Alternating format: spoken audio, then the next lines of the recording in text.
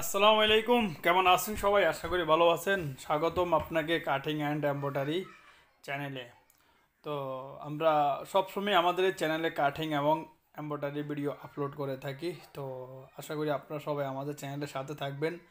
আর আমি সবসময় একটা বিষয় আলোচনা করি আপনাদের সাথে, যে আমাদের চ্যানেলের সাথে থাকবেন এবং কি আমরা সবসময় ভিডিওর মাধ্যমে কিছু পরামর্শ দিয়ে থাকি।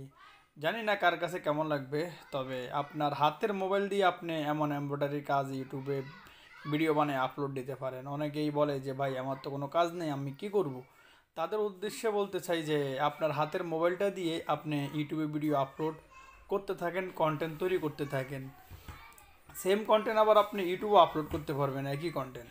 তো যে কথা বলার ছিল সেটাই, যে ওই চাকরির পিছনে না ঘুরে যে নিজে কিছু করার চেষ্টা করুন, নিজে উদ্যোক্তা হন, অনেক ভালো কিছু করতে পারবেন। আর আমি আরেকটা বিষয় মনে করি যে বাংলাদেশের প্রত্যেকটা ঘরে ঘরে একটা করে সেলাই মেশিন থাকা উচিত। কারণ আমাদের বাংলাদেশ হচ্ছে একটা মধ্যবিত্ত কান্ট্রি। এই কান্ট্রিতে যে মধ্যবিত্ত মানুষই বেশি আমরা বসবাস করি। তো আপনার ঘরে যদি একটা সেলাই মেশিন থাকে, আপনি নিজের কাজগুলো চালিয়ে দিতে পারেন। যে মন শেষে আপনি একটা ফুল আঁকলেন, একটা এমব্রয়ডারি কাজ করলেন, কিংবা একটা জামা সেলাই করলেন, সেটাও কিন্তু আপনি ইউটিউবে আপলোড করে দিতে পারেন। হয়তো আপনি একটা ভিডিও দিচ্ছেন, দুইটা দিচ্ছেন, 5টা 10টা 20টার সময় আপনার একটা ভিডিও র্যাঙ্ক করে যাবে, সেখান থেকে আপনি হিউজ পরিমাণ একটা রেভিনিউ পাবেন। তো ইউটিউব যে কোনো পক্ষ নিয়ে কাজ করে না।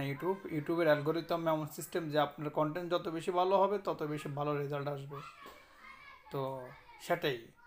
আর অনেক আফুরা বলে যে আমি তো ফ্রি থাকি, আমরা কি করব। তো হাতে থাকা মোবাইলটা দিয়ে স্টার্ট করে দেন, কি করবেন।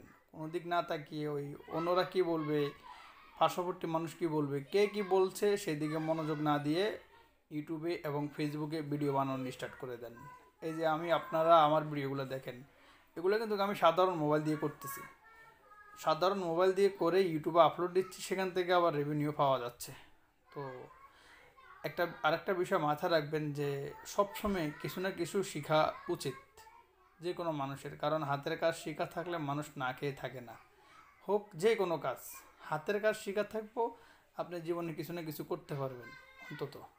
যে হাতের কাজ শেখা না থাকলে আপনার জীবনে প্রত্যেকটা ক্ষেত্রে সব জায়গায় আপনি সমস্যার সম্মুখীন হবেন।